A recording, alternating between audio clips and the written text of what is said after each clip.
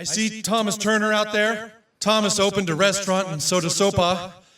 Doesn't seem like such a good idea now, does it, Turner? Welcome to WatchMojo, and today we're looking at Randy Marsh's most cringeworthy and embarrassing moments on South Park.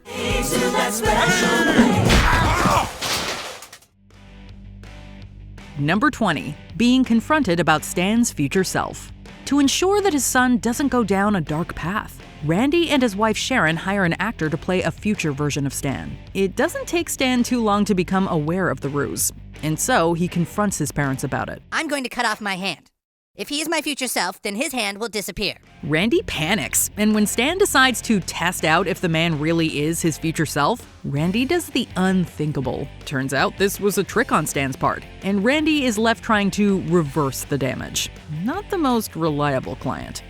Number 19. Dying in World of Warcraft. When playing World of Warcraft becomes the latest fad for the boys, Randy of course wants in. He soon becomes a little too invested in the game and his character Falcorn. In the outside world, I am a simple geologist. But in here, I am Falcorn, defender of the Alliance. It gets to the point where when Randy's character passes away after delivering the Sword of 1,000 Truths to the boys online, he quite literally makes what can only be described as moaning noises to insinuate his passing.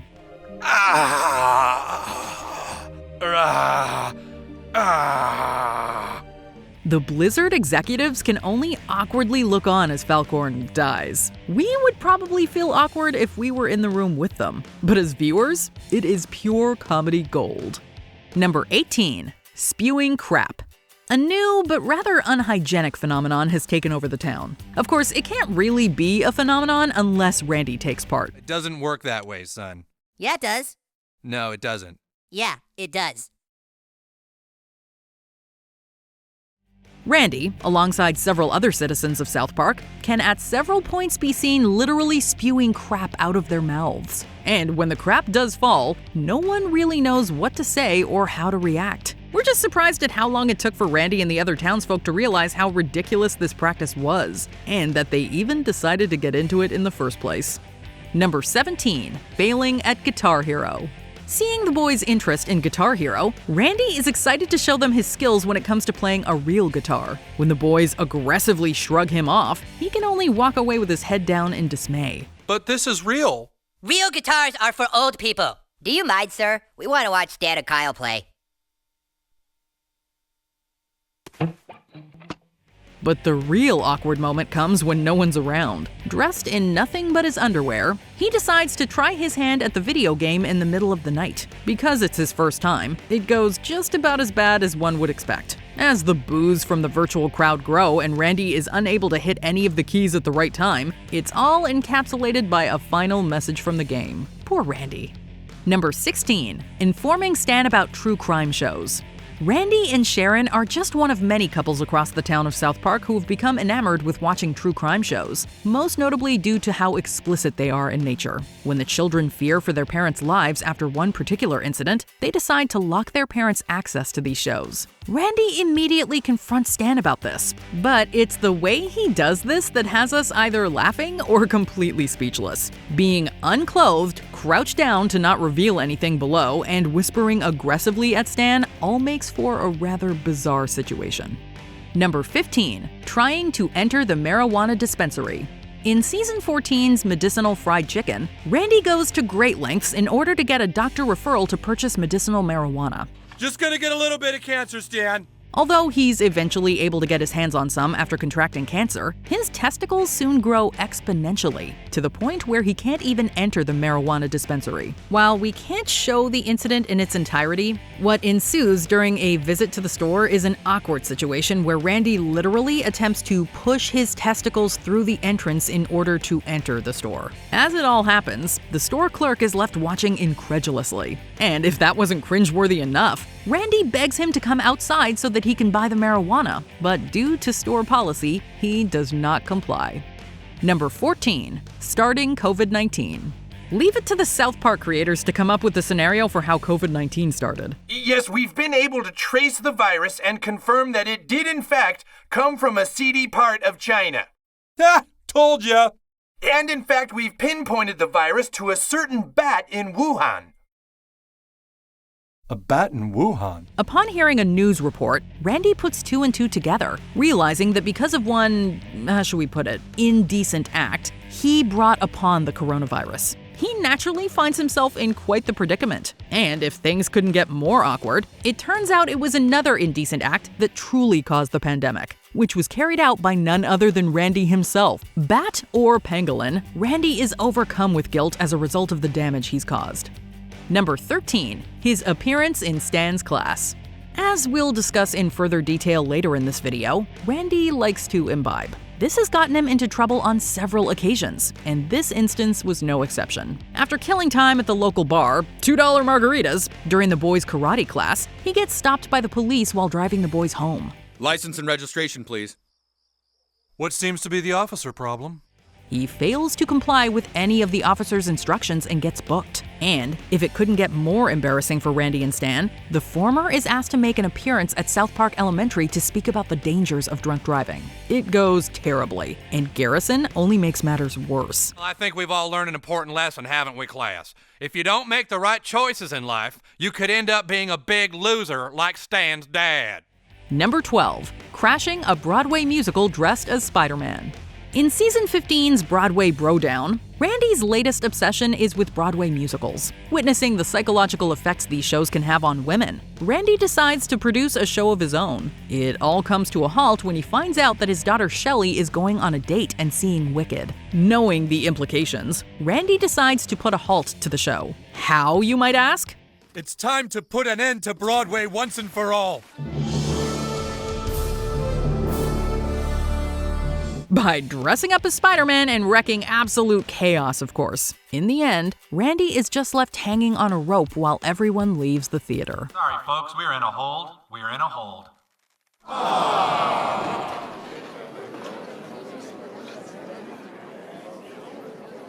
Number 11, live concert gone wrong. And we'll never be Lord, Lord, Lord, Lord, bless it, Lordy, Lordy, Lord. Okay. Although we're unclear as to why other characters on the show are unable to recognize him, Randy Marsh is Lord. And with some auto-tune and clever sound editing, he's able to create music that has garnered him a ton of adoring fans. However, when asked to perform live at a benefit concert, he's naturally hesitant. You need this, Lord. And the girls out there need you. When he does eventually comply and performs live, the concert goes awry. Hold on. Hang on. In response, he pays heed to some rather inappropriate advice given to him before heading on stage, and this only further angers the crowd. It's an uncomfortable moment for everyone, and Randy is ultimately left to pick up the pieces. Number 10, the hot tub incident at the meteor shower party. When Randy and Gerald attend a meteor shower party, they decide to celebrate by trying something crazy they've never done before. Well, it is a night for experimenting. It sure is. Okay, I'll start. So they take turns gratifying themselves in a hot tub while the other watched. For the rest of the night, the incident weighs heavily on Randy, who is now afraid of what would happen if people found out what he and Gerald were doing. We said we'd never tell anybody? Well, of course we wouldn't. Oh, I didn't realize that. Complicating the situation, Gerald becomes clingy to Randy, and he tells guests at the party about their experimenting, even though it was obviously supposed to be private. Not cool, Gerald. I just want to know it meant something to you. It didn't mean anything to me, Jerry. Number 9, the time he celebrated Obama's victory too hard. Like many Americans on election night 2008, Randy was thrilled when Barack Obama was elected president. Celebrate good Obama, come on! It's Obama, Obama. However, he was completely irrational with his celebration, having one too many drinks, flipping over a cop car and telling off his boss. Woo! Obama, you're so fine, you blow my mind. Hey, Obama! Hey, Obama! But perhaps most insufferable of all Randy's acts was taking popular songs like Mandy and Mickey and replacing the names in those songs with Obama. With Obama's victory, Randy mistakenly assumed that things were going to be perfect in the future because of the change Obama promised. Dad, your boss called. He said you're fired. God damn it! Obama said things would be different! Instead, Randy is fired the next morning due to his behavior, which completely shattered this faith in Barack Obama. Number 8, the time he got served. Stan engages in a dance-off against a dance crew, which plays out like how neighborhood kids fight. Ooh, it's on, all right. It isn't on, nothing's on, it's off. Concerned that Stan could get hurt trying to serve the other side, Randy tells the coach of the dance crew that Stan will not be dancing anymore, like how a parent might intervene when neighborhood kids get into a fight. Yeah, you like that? Ooh, man! Oh, Lord!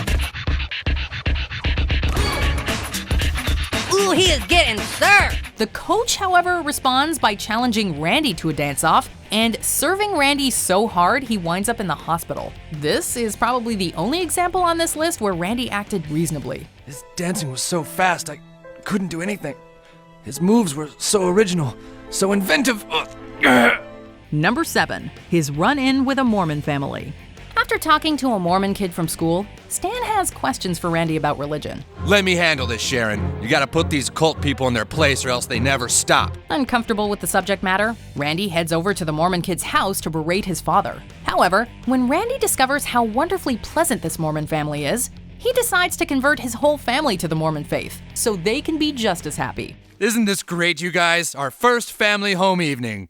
I want to watch TV! We're not watching TV. We're Mormons now and we're having family home evening. But the Marshes don't automatically turn into delightful people just because they've changed religions, as evidenced by their ill-fated game night, which sees Randy forcing family time down their throats while everyone else looks miserable. Hey, Stan, don't denounce our religion. I don't want to be Mormon, Dad! Me neither. Number 6. Anytime Randy drinks. Alcohol use disorder is no joke, and it can seriously affect other aspects of one's life. This is the case for Randy Marsh, who we've already seen have a run-in with the law. I'm not drinking and driving, I'm driving while I'm drinking, right boys? And in fact, his actions have led to him being arrested several times. What, is this a communist country or something? I thought this is America! Sadly, this also affects his son Stan, who is frequently embarrassed by his father's behavior. All in all, Randy's actions are great from an audience perspective, but disappointing in a parent. Number 5. The time a Native American man fell in love with him. Before the zeitgeist shifted towards vilifying Christopher Columbus, Randy used to be a big fan, even dressing up like the explorer on many occasions. Yeah, but here's you dressed as Columbus at a formal dinner, and here's you dressed as Columbus at a football game, and you as Columbus on St. Patrick's Day. When the town is about to discover his obsession with the polarizing figure, Randy decides the best way to prevent the discovery is to rig a DNA test to show that he has Native American DNA. Okay, let's get this over with. To do so, he collects saliva from a Native American man by kissing him shortly before the test is administered. However, the Native American mistakenly believes Randy's in love with him and thus tries to foster a relationship. Don't worry. My parents are very okay and cool with us. Number 4. The time he was in a boy band. When Stan co-forms a boy band, Randy becomes completely hostile to the idea. Plenty of other interesting things you can do. It's not just because it's the year 2000 and people are sick of boy bands either. It's because his life was ruined by being a member of such a band, and he doesn't want Stan to go down the dark path. Randy tells Stan how he was recruited for a boy band called the Ghetto Avenue Boys, and how he left his family in high school to seek fame and fortune. The songs were terrible, but believe it or not, the country ate them up. The next thing I knew, we were the biggest thing in the world. But when the good times ended, he had to go back to the same people he'd blown off. The saddest part is, the only reason he was even recruited was for his mustache. That is what being in a boy band is all about, Stanley. It's people smothering you and embracing you and loving you and then spitting you out and throwing you away like you were last night's pork chops. Number 3. Computer time. Because of a massive internet outage, Randy's family is forced to migrate to California, much like a modern-day version of the Jodes or maybe the Clampetts. At a camp where the Marshes settle, people are given only a short amount of time to use what little internet is available. But at night, when the computer is left unguarded, Randy uses the computer to satisfy his built-up urges. Finally, I'm online again. This results in a release that covers both Randy and the computer. When people come in to see what's going on, Randy's excuse is that he was covered in ectoplasm that came from a spooky ghost. Unsurprisingly, no one buys this. Number 2. Randy's special magic. In his younger days, it seems Randy performed an unusual brand of magic, which involved elaborate tricks with that special area below the belt. Through a misunderstanding, he thinks this kind of magic is becoming popular again, and he decides to get back in the game. Somehow, Randy manages to get booked at a child's birthday party, and he traumatizes the guests with his profane act. Later, Randy works his magic at an underground cockfight where chickens face off against each other in Magic the Gathering matches, which seems like a more appropriate venue for this kind of magic act.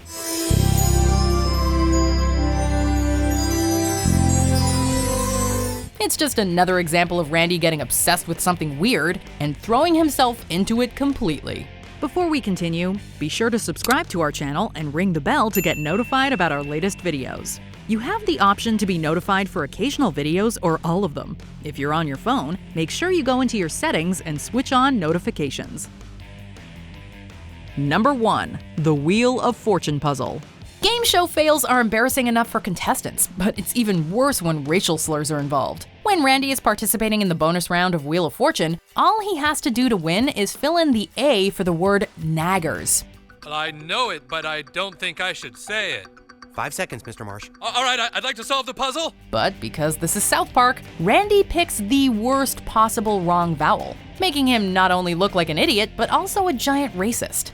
Oh. Ooh.